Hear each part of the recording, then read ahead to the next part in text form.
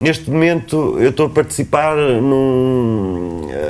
numa entrevista de um filme que vai abordar diversos assuntos, entre os quais, por exemplo, a problemática da música tradicional e da música popular e das músicas experimentais e assim, e a sua inter-relação ou não existente. E eu pergunto-me assim, onde é que eu vejo isso, por exemplo, na televisão? Onde é que ouço estes assuntos serem debatidos na rádio? Não me recordo. E o que se passa é, a distanciação é tal entre o que se faz, o que os compositores estão a fazer neste momento e o que as pessoas ouvem e consomem, é tão abismal a distância, que isso provoca um fosso em que, por inacreditável que pareça, as pessoas hoje, onde têm a mínima oportunidade de ouvir música verdadeiramente mais avançada e mais contemporânea, é, por inacreditável e paradoxal que pareça, em duas situações: no cinema, nos filmes e na publicidade. Tu vieste de onde? Onde é que tu vieste agora? Diz-me lá. Mas em Calísio. Calísio. Estou a conversa. Tu vieste de onde? Tu vieste de onde? Onde é que tu vieste agora?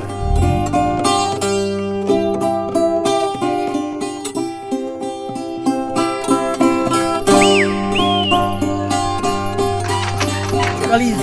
Estou a conversa. Tu vieste, talvez sei, depende de onde, diz-me lá. Mas em Calísio. Calísio. De onde?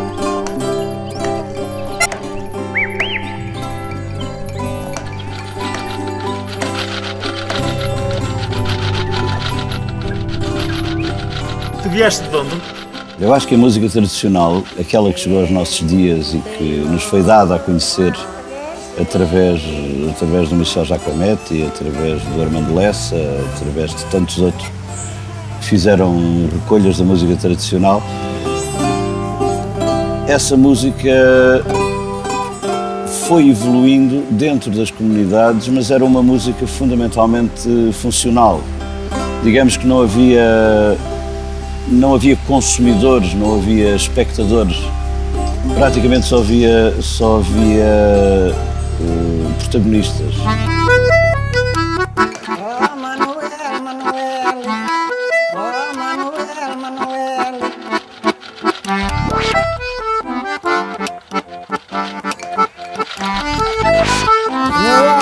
Da nossa maneira, nem a tua nem a minha, não há nada para ninguém, não há coisa da maneira, nem igual a tua, nem igual a minha.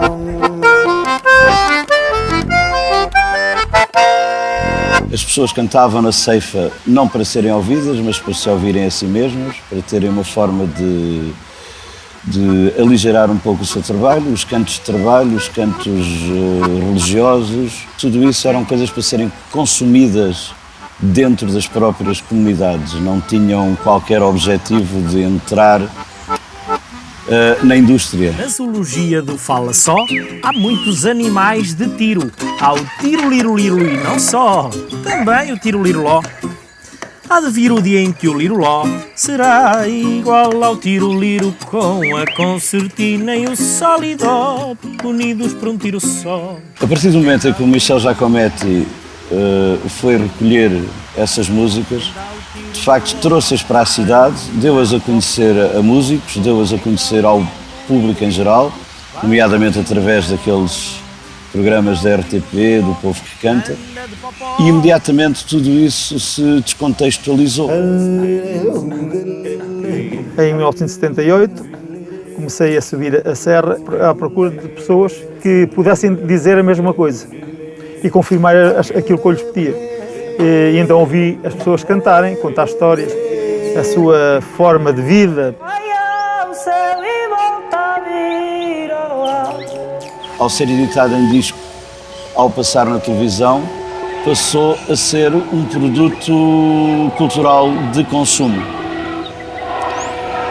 Isso fez com que muita gente, muitos músicos, muitos artistas da música tradicional portuguesa vissem ali um filão até então inexplorado E quando chegámos ao 25 de Abril, em Portugal, era um caminho que já tinha sido explorado em muitos outros países da Europa, mas em Portugal não. Sou Belmira. É o preto que quer café.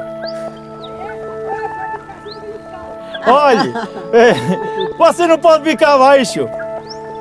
Sim, sabe porquê? A gente gostava de falar com a sua mãe. E também, olha, é um bocadinho de conversa que ela tem e para ela faz bem. Toda a gente aqui na cidade pensa que Portugal já não é assim. Não, Portugal ainda é assim. Portugal ainda tem muita gente que não sabe ler nem escrever, ainda tem muita gente com uma condição humana de muita pobreza, ainda tem muita gente que vive sem água, sem canalização, sem qualquer referência à modernidade e muita gente que depende do seu burro. Um dia um amigo das coisas da Águeda estava nas termas em Nelas, ali perto das termas que é para a bronquite asmática, e então o amigo escreve-me um postal de 5 tostões naquele tempo e diz-me assim, e dizia no postal: amigo, temos de fazer em Águeda uma orquestra para música popular e tal. Começámos a trabalhar no assunto e assim fundou-se a Orquestra Típica da Águeda. Na altura era o cancioneiro que tinha feito algum trabalho e a Orquestra Típica, e eu então propus-me vir serra acima e tive facilidade, portanto, em fazer esse trabalho, porque toda a gente na serra, quando falava da minha família, toda a gente conhecia a minha família. Portanto, recolhas essas que hoje tenho muitas horas desse trabalho feito. Havia, por um lado, uma prática musical que era praticamente desconhecida, eu quase diria que escondida e não assumida como sendo portuguesa, não é? E porquê? Porque havia toda uma tendência de considerar que havia uma outra música mais ligada à música mais festiva, mais do litoral, mais do Minho, mais dos ranchos a dançarem a 200 a hora, e que, de certo modo, tapou muitas práticas musicais que não eram tão exuberantes, digamos, tão passíveis de levar para cima de um palco. E esse é que é o problema, é que Portugal vive fracionado entre um passado remoto e uma necessidade incrível de modernidade. Quando o Giacometti fixa essas formas em filme e em fita, ele não está a fixar todo o processo evolutivo da tradição, ele está a fixar aquele momento. Provavelmente, se ele fosse lá no dia seguinte, a mesma pessoa que cantou a mesma coisa, cantá-la-ia de uma forma diferente.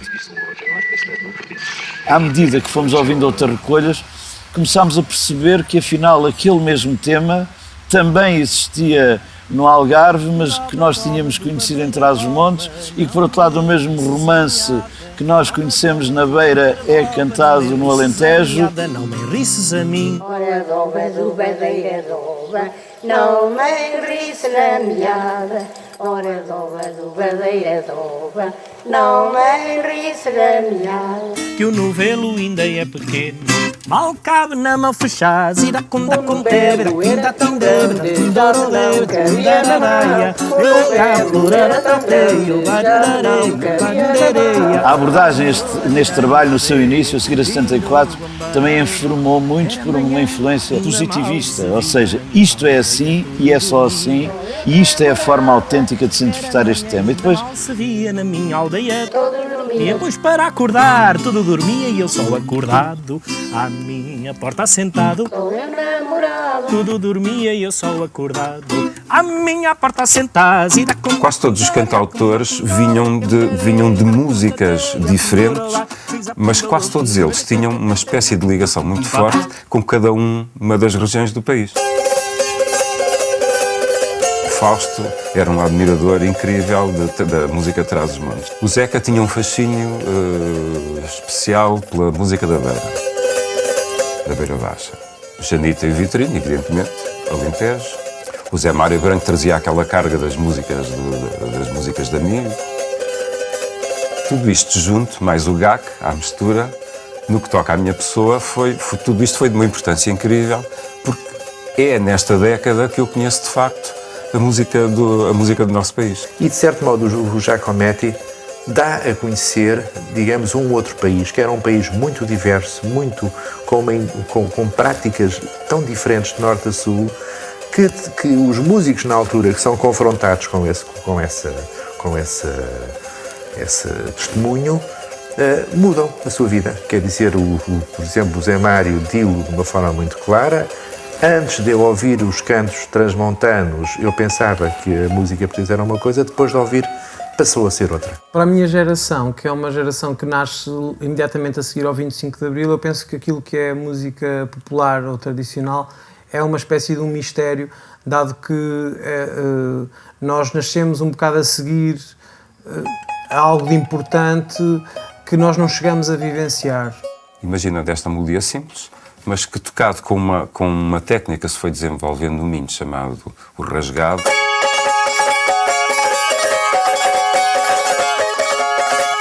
Eu andei à procura de músicos que tocassem instrumentos tradicionais. Alguns velhotes encontrei ao canto da chaminé que se sentiram muito honrados, estavam já a apodrecer de velhice e começaram, rejuvenesceram a tocar os instrumentos novamente e tal. Mas era preciso gente nova. E então fundou-se a Escola de Música, como não podia deixar de ser. Tinha de haver o viveiro, não é?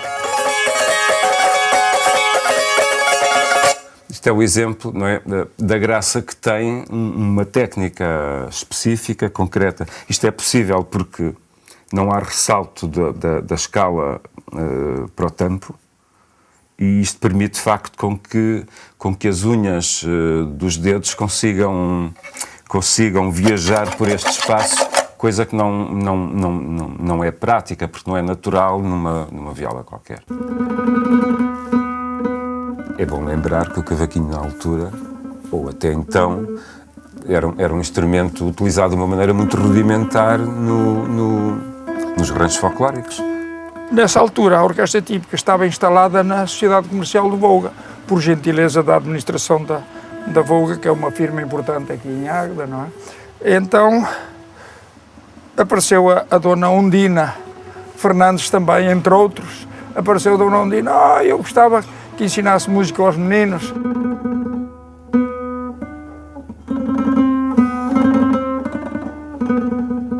Lá vieram os 5 meninos. A Irene ainda aprendeu umas coisas, mas então desistiu. Ficou o Artur José. Em Fá e aqui em Sol. Muito bem. O Bitocas.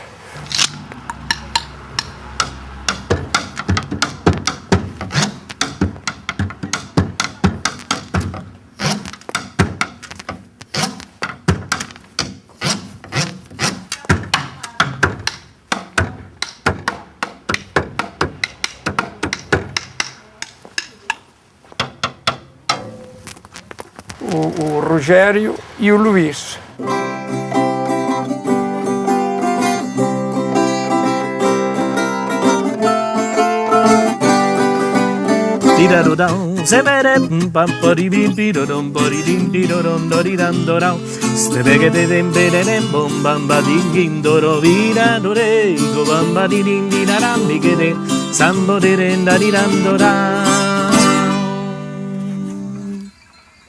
Quando os músicos que estavam interessados nesse trabalho se apercebem desse grande filão tradicional, logo se apressam a trabalhá-lo, não propriamente de uma forma transformadora, artística, mas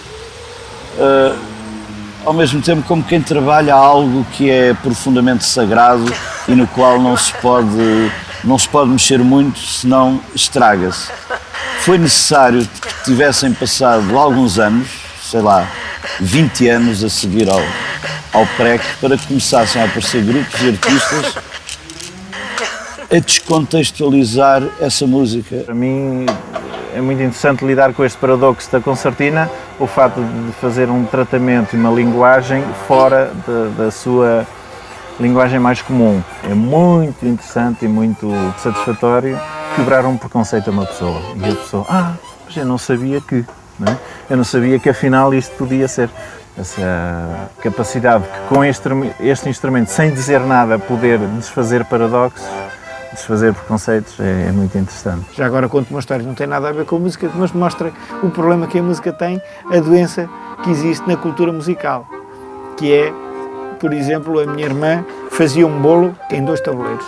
E eu perguntei uma vez, então, mas porquê é que fazes em 2 tabuleiros? Não fica tão bom. E já a mãe fazia assim. Eu fui perguntar à minha mãe e ela disse, já a tua avó fazia assim. Eu fui perguntar à minha avó e ela disse-me, é que eu não tinha um tabuleiro grande, tinha que dividir a comida em 2 tabuleiros. Mas não há diferença nenhuma. Portanto, isso mostra que ao longo de geração em geração ficam vícios, hábitos, muitas vezes errados e ideias erradas das coisas, mas ficam assim e ensina-se assim porque o mestre fez assim e já ninguém questiona.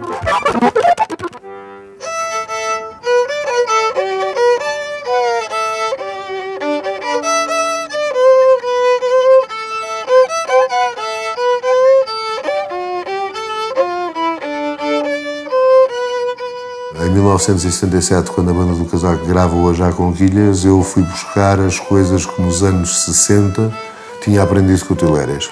E pronto, eu penso que a banda nunca teve a preocupação de tentar transmitir ou passar aquilo que tinha aprendido na forma pura, mas adaptá-la totalmente ao tipo que está a viver em Lisboa e em Cascais.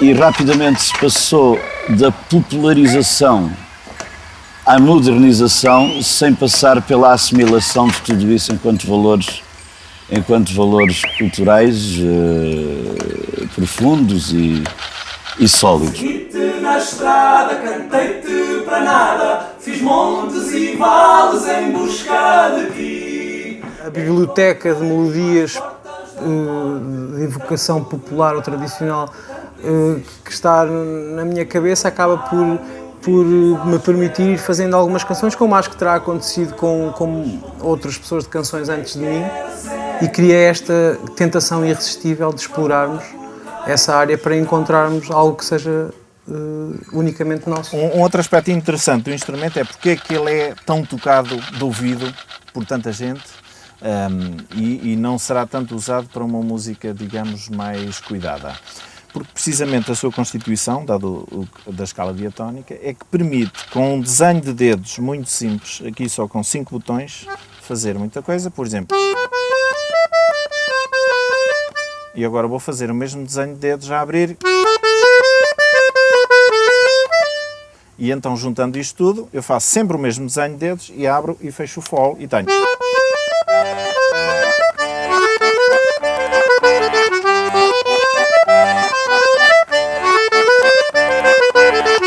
Ou ainda outro exemplo.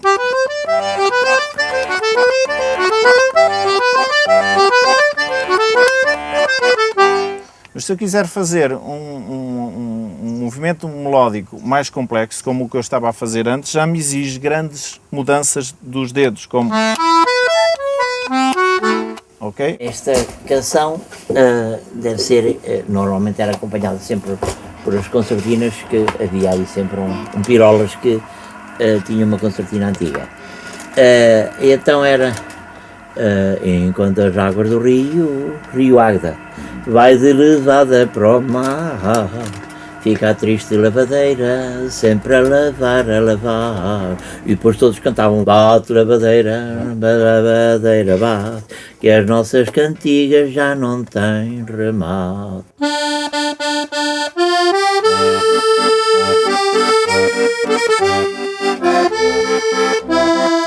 Portanto, quando eu vinha, subia à serra, portanto, para fazer recolhas, tinha um Mini naquela altura, e a serra nessa altura não havia as estradas que hoje tem. Eram carreiros e o Mini, como era baixito, portanto, batia nas pedras, portanto, eu era obrigado a deixar o Mini e andar quilómetros a pé com um gravador daqueles grandes. Portanto, eu lembro-me sempre destes sons, desde puto, talvez porque tinha o ouvido despertado para os sons. O meu pai era músico, tocava, os meus irmãos também tocavam todos, mas mesmo antes da gente começar a tocar instrumentos, já os objetos me despertavam para os ritmos e para as polirritmias e tal. E então, toda a gente a brincar, os sons que isso dava, fascinava-me. E continuam-me a fascinar.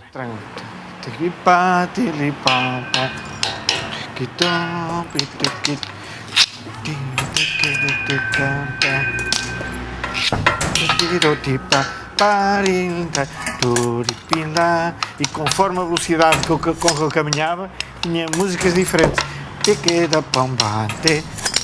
Há o percurso musical convencional, que é aprender a tocar um instrumento, é aprender o solfejo, é depois ir para o conservatório, ir para a banda militar, depois estudar novamente música, percussão em Espinho, voltar a fazer a associação com os irmãos de Orfeu e continuar a explorar e a criar modelos de formação, de aprendizagem abertos, experimentais, mas depois tem todo outro percurso, que é descobrir os sons onde eles estão, é provocá-los onde eles não existem, mas onde a gente quer que eles existam. Ou, por exemplo, ainda...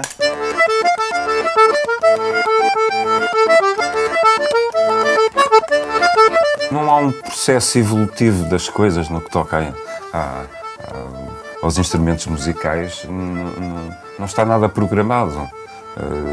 Cada um de nós aprende o que aprende na sua geração e faz o que quiser com o que aprende. Ter que ir buscar notas que de repente estão muito longe. E isso então dificulta. Então para isso há os acordeões cromáticos, que serão mais simples nesse aspecto. Agora, a minha preocupação é, tudo bem, mas com algum treino, com alguma prática, isso resolve-se e então o instrumento não é limitado. Não temos é que querer tocar aqui uma sonata de Beethoven, que o instrumento não foi feito para isso. Temos é que descobrir as vontades do instrumento, ou seja, o que é que fica aqui simples e que dê um novo ascendente estético ao instrumento, como por exemplo...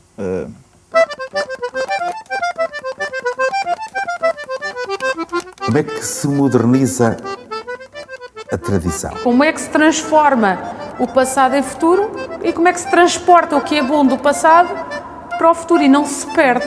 É ouvir, por exemplo, o som das obras como estamos a ouvir agora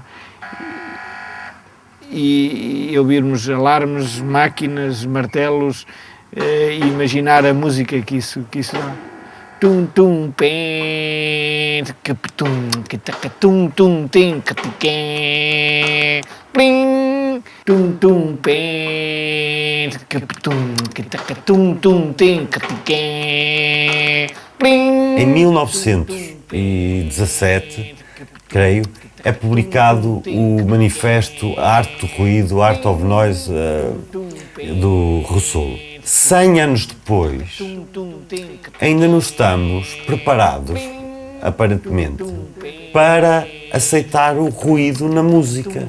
Quando há 100 anos atrás, houve pessoas a dizerem assim: nós vivemos numa sociedade ruidosa e temos que começar a incluir o ruído na música. Mais, temos que destruir tudo, os conservatórios, as escolas, o passado, e criar uma coisa nova, e o ruído tem que fazer parte da música, assim.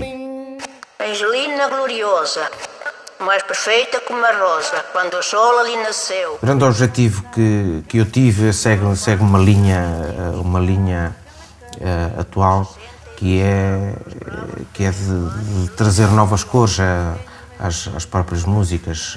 Por exemplo, quando temos... O ferreiro guarda a filha, não a ponhas à janela. Anda aí um sujeitinho que não tira os olhos dela. Isto tem sempre só as duas cores.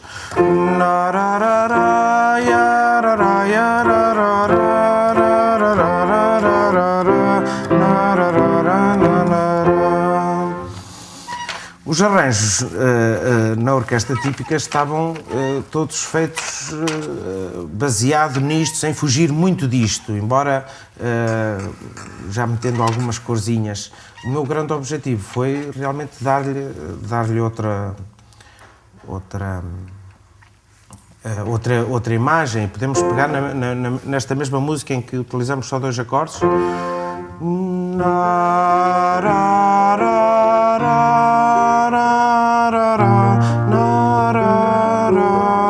Com os instrumentos tradicionais é possível fazer isso e por isso, tanto o Tosé na campaniça como eu na flauta tamborileiro, tentamos explorar os instrumentos até ao seu limite. Por exemplo, na linguagem tradicional, que é a música modal, poder explorar os modos todos que nos apetecermos.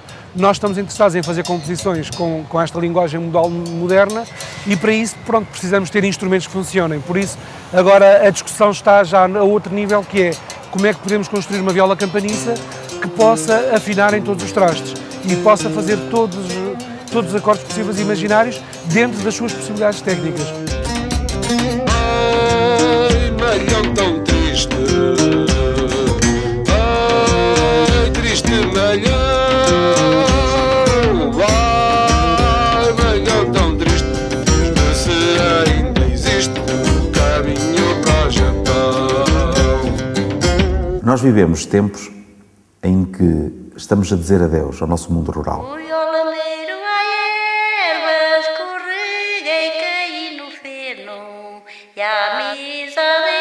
E, portanto, já não há vivências. A única coisa que ficam são memórias, no tempo de 1 ou 2 gerações, memórias pessoais, e depois fica a pesquisa, fica a investigação, fica a museologia.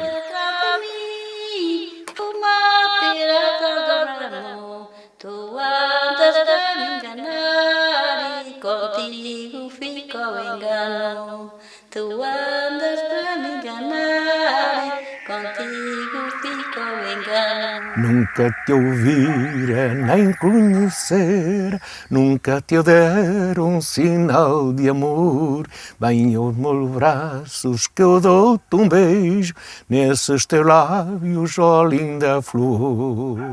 Desse manancial que é o Cancioneiro d'Águeda, que o Amilcar Moraes editou com o Rogério Fernandes, que são 400 modinhas, se calhar metade ou 1/3 de tudo o que existe, vindo aqui da nossa encosta ocidental da Serra do Caramulo, no concelho de Águeda. Aquela é uma das que suscitou pela sua beleza melódica. Nunca te ouvira, nem conhecera, nunca te dera um sinal de amor. Vem aos meus braços, vem dar-me um beijo nesses teus lábios, ó linda flor, qualquer coisa assim. Há uma tentativa de coloração harmónica por baixo dessa melodia, que a altera ligeiramente. Nunca te ouvira, nem conhecera, nunca te dera um sinal de amor. Vem aos meus braços, ó linda rosa, vem aos meus beijos, linda flor. As coisas aconteceram, se calhar, naturalmente. Porquê? E depois então virar a música do avesso.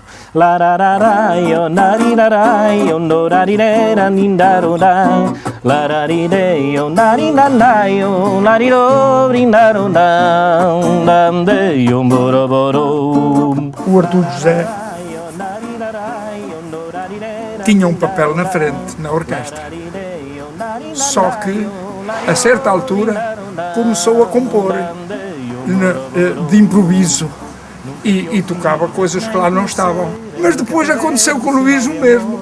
E o Luís começou a fazer exatamente o que fazia o irmão. A compor também de improviso, a modificar o texto, a tocar o que lá não estava no papel.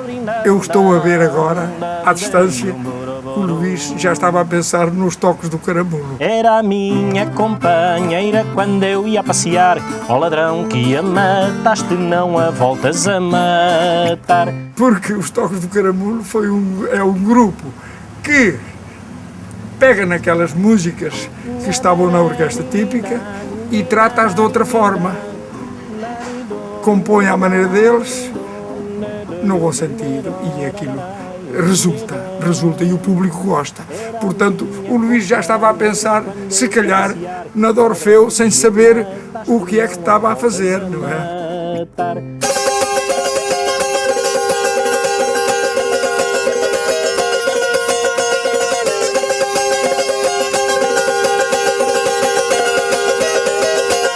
Eu lembro na altura o Dr. Ernesto Veiga de Oliveira gostava muito e foi um fã meu de tal maneira que, de uma maneira gentil, me evoca no livro Instrumentos Populares Portugueses.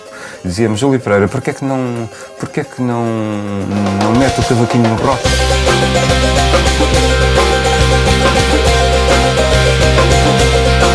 Nós fazemos com Das Carrier, fazemos basicamente rock usando os instrumentos tradicionais. Através dos amplificadores e pedais e da modulação sonora, consegue-se uma expressividade muito maior. É trazer a nossa música e a música que é portuguesa e que está viva para os dias de hoje. Mas eu acho que o boom desse disco foi exatamente porque eu fui músico de rock. Ou seja, ainda hoje sou um músico muito energético. E, portanto, eu sei que toquei cavaquinho, certamente utilizando uma técnica do passado, mas eu sei que já estava a tocá-lo à minha maneira. E essa maneira é a maneira como nós somos, é tudo aquilo que aprendemos, é tudo aquilo que nos formou, etc. O Atiraste, Atirei é simplista ao máximo, é a coisa mais simples que se pode encontrar. Atiraste, atirei à pomba que anda na eira, ao ladrão que a mataste, era a minha companheira. Era a minha companheira. Isto é um dito de crianças, é um joguinho.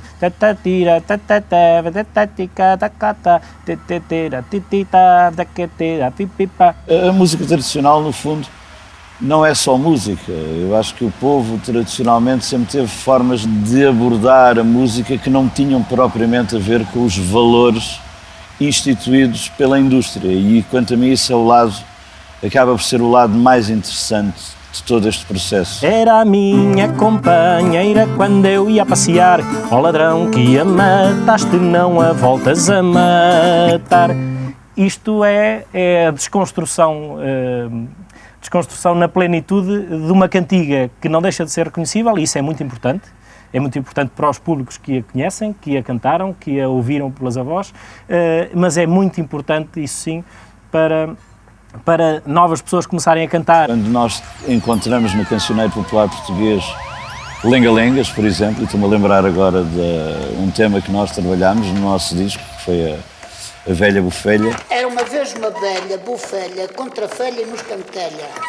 Esses temas eram temas que, tradicionalmente, e até do ponto de vista pedagógico, tinham um objetivo muito concreto, que era habituar as crianças a ritmar, habituar as crianças a perceber os ciclos da vida. E matou um coelho, bofelho, contrafelho e nos cantelho. Uma velha tinha um gato, e o gato tinha uma velha. Mas o gato que a velha tinha que tinha a velha. Porque é que nós, ou porque é que os compositores experimentais e assim, não usam esses cantares ou essas músicas instrumentais que ainda existem, felizmente, tradicionais, e porque é que não as tentam incluir nas músicas dele quase como uma colagem, não é? Ou como uma montagem? Pois, é uma boa pergunta. Eu, como pastor, às vezes andava atrás das ovelhas e eu só com a boca, eu sozinho, fazia isto. Há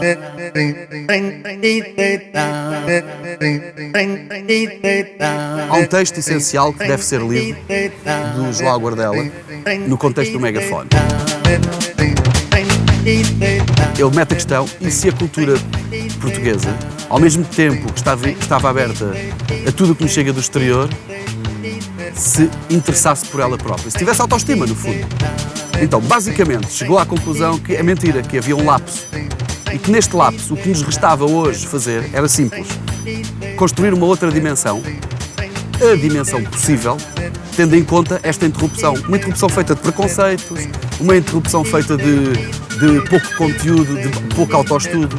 Bom, que eu acho interessante é que nesse espaço, nesta dimensão paralela, surge-nos o megafone, uma espécie de OVNI, de objeto voador nunca ouvido, embora não faça sentido com a sigla, que nos propõe interpretar o Giacometti, o Lopes Graça e o Sardinha, atribuindo-lhe um significado próximo da fonte, ou seja, próximo dos valores para o qual na altura as pessoas produziam música. E estou a falar de dança. Ou seja, o João agarrou naqueles patches, naqueles samplings de vozes das velhinhas e disto e daquilo, e pô-los num contexto da música eletrónica contemporânea, à espera que alguém um dia se interesse por aquilo e comece a dançar. Como é que se dança megafone? A tentativa não premeditada de descolar do que é o original, do que é o folclórico, do que é o etnográfico, se quisermos, mas há uma vontade tão grande que passa a ser uma obrigatoriedade. Mas é muito mais a vontade primeiro. É isso que nos manda pegar nas cantigas que tão bem conhecemos, que ouvimos às pessoas mais velhas, e querer-lhe dar uma atualidade para nós próprios. Já nem há tanto a questão de que isto seja para os vindouros, que seja para os novos públicos. O que é certo é que conseguimos resgatar do esquecimento, junto dos novos públicos, indo a novos palcos, levando este tipo de material musical, deste património musical, levando a plateias que conseguem perpetuar melhor do que isto ficando só a ser cantado por via oral. E de repente há o caminho da música experimental e da música contemporânea e há o caminho da música popular e da música tradicional. Porquê é que isso acontece? Tudo está ligado à música tradicional e com os instrumentos tem que ver com teimosia. A teimosia, primeiro o gosto e a seguir a teimosia. A técnica para tocar um cavaquinho é uma coisa incrivelmente fácil, porque imagina que são estes dois dedos, o indicador e o polegar, estão sempre paralelos para baixo e para cima. Portanto, isto não tem nada que saber, porque a técnica é isto.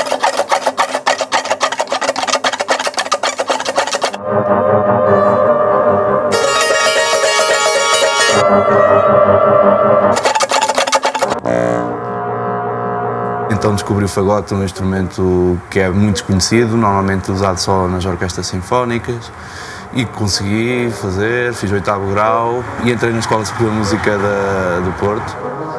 Comecei a pensar na abertura para outros caminhos, procurar utilizar a nova tecnologia que nos permite usar o software open source, modificar o som, criar novos sons a partir de sons existentes, cruzar com vários tipos de música e fazer pequenas ligações entre, por exemplo, música tradicional e música pós-moderna.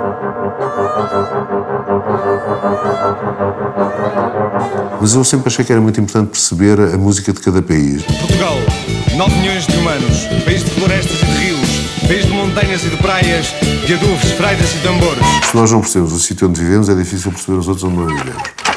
Agora, também não basta aprendermos só aquilo onde vivemos. Há que o comparar, e há que o enriquecer, há que o cruzar. Eu não escondo que a banda do Casaco tinha influências, de facto, fundamentalmente da música portuguesa, mas tinha fundamentalmente também, ou não tão fundamentalmente, influências do Steve Bell e do Gil Servat. Portugal, país fardado à força, país forçado à farda, país fadado à forca. Na altura, eram muito simpáticos, diziam que a gente era mais ou menos uma escola de som. Comecei a esgotar porque estávamos a pôr as pessoas da cidade a cantar as coisas que se andavam a recolher. E eu achei que, pronto, foram-se passando uns anos, a gente gravou uns álbuns, até que eu cheguei à conclusão que isto tinha que ser ao contrário. Eu tinha que ir à procura de uma autóctone das berças e trazê-la para Lisboa. Não vais assim de carreira, tens tempo de ir ver o mar. Não vais assim de carreira, tens tempo de ir ver o mar. E ela tentar aprender as nossas coisas, e nós, Banda do Casaco, criarmos a ambiência para ela cantar as coisas com outro enquadramento musical. E, portanto, isso estou a falar na Tichitas.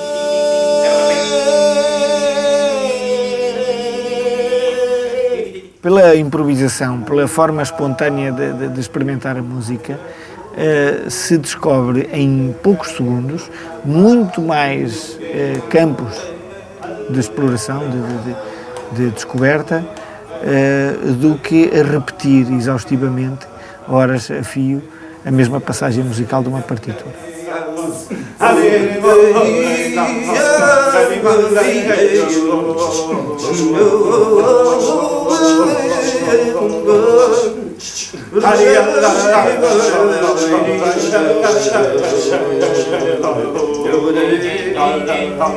A escola tradicional que se quer fazer na Orfeu e que existe neste momento, é metrado, é normalmente direcionada para pessoas que estão ligadas aos grupos folclóricos ou filhos de músicos dos grupos ou pessoas que engraçam com os grupos.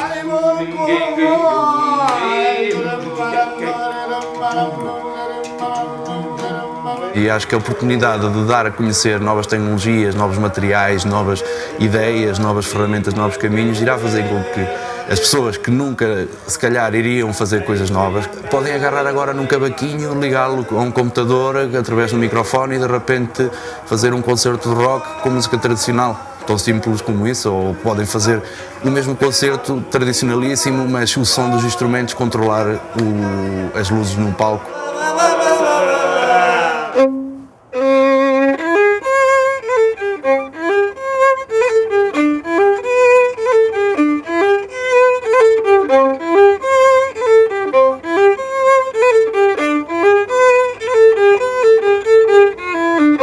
Todas as razões que acabam por aniquilar certas formas da música tradicional são razões artificiais, são razões que vêm de cima, que vêm por decreto político, vêm por decreto religioso e acabam por permanecer simplesmente dentro da memória das pessoas. Daí a importância da transmissão oral. É um método importantíssimo e, aliás, há algumas culturas que a usam como Bols ou Lilting na Irlanda. Lilting, imitando os instrumentos, e por isso se chama Lilting. E é uma forma descomprometida de cantar que chegou mesmo aos palcos. Nos palcos usam esse método. Na Índia também o Bols, que imita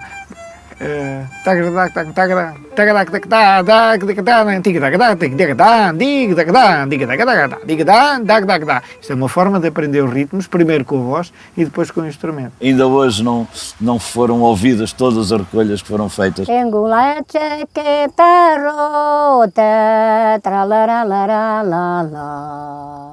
É uma fonte riquíssima que aí está. O problema não está na fonte, o problema está em como nós vamos trabalhar aquilo que a fonte ainda tem, digamos, dentro do reservatório, porque a fonte em si já secou. Não há nada nossa maneira, nem a tua, nem a minha, não há nada para ninguém. A música popular, tal como qualquer música, tem uma componente de transmissão que é feita de pessoa a pessoa. E que é feita pelo estar com, quer dizer, é aquilo que na Idade Média e durante, enfim, até o século XVII sabia, as pessoas aprendiam indo ter com os mestres. Vamos ao Senhor da Serra, ó alminhas da Ariosa, vamos ao Senhor da Serra. E logo a seguir ao 25 de Abril nós tivemos a ilusão de que era possível ressuscitar essa música. Eu próprio e muitos músicos da minha geração chegámos a achar, curiosamente, isso hoje dá-me vontade de rir, mas chegámos a achar que estávamos eivados de que Deus nos tinha escolhido para salvar a música portuguesa. Sinceramente, nisso nós falhamos redondamente, quer dizer, não apoiamos a nossa música, não analisamos, não criticamos e não criamos uma nova musicologia, uma nova maneira de ver a música que fazemos cá. Ó luarzinho, eu ao luar me sentei. O que acontece é críticos e musicólogos do estrangeiro verem e descobrirem coisas em nós. Eu era tão pequenina, nem cresci nem me engoei. E no fim, eu pergunto à pessoa do bar, digo assim, mas desculpa uma coisa, está aqui o Carlos Gíngaro, está aqui o Jorge Lima Barreto, músicos há 50 anos que são profissionais, músicos de uma qualidade inacreditável, e vocês estão-lhe a dar 12 euros a cada um. E pergunto assim, desculpa lá, mas quanto é que está a ganhar o disc-jockey? Está a ganhar 250 euros. Então, 250 euros e vocês vão dar 12 euros ao Carlos Gíngaro e ao Jorge Lima Barreto? Vítor, não compares, o disc-jockey é um profissional.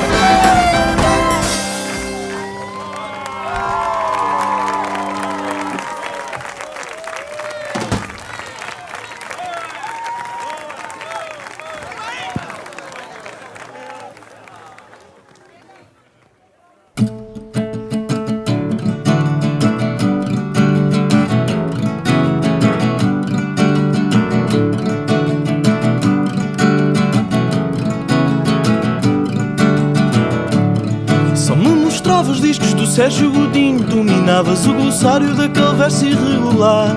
Para o santuário trazias moços e vinho, vinhas com a viola ao ombro para poderem cantar. A liberdade está a passar por aqui e agora é hora de eu te dar a ti. A liberdade está a passar por aqui e agora é hora de eu te dar a ti. Petita viola, falei-te na minha escola que é nula e não rolar, não ser para mim. E preparei-me para cantar, pus o cabo no lugar, fiz questão de me levantar. Dei corda à unha, dei corda à composição, mesmo sabendo que tu não gostavas da canção. Eu também sei escrever para te cantar assim, com o verso enfim quebrado, quase falado. Eu também sei escrever para te cantar assim, com medo de guardar segredo quando o verso é mal cantado.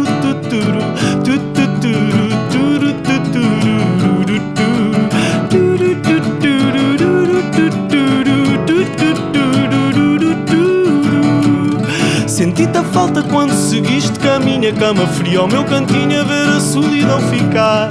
No quarto a viola de fininho vai guardando cada letra que eu recuso cantar. Que a liberdade já passou por aqui, mas estava mal ensinada, quis salvar-te só a ti. A liberdade já passou por aqui, mas estava mal ensinada, quis salvar-te só a ti. Pedi uma viola para eu lhe passar a bola, a vida crua de rua estava a levar-me ao fim. Não tendo nada para dizer, pus a cadência a tocar, deixei o fado falar. Dei corda à unha, dei unha Imagina a corda solta, canções onde sair mesmo sem te trazer de volta. Eu também sei escrever para te cantar assim, com o verso enfim quebrado, quase falado. Eu também sei escrever para te cantar assim, com medo de guardar segredo quando o verso é mal cantado. Eu também sei escrever para te cantar assim, com o verso enfim quebrado, quase falado. Eu também sei escrever para te cantar assim, com medo de guardar segredo quando o verso é mal cantado. Tuturu, tuturu, tuturu,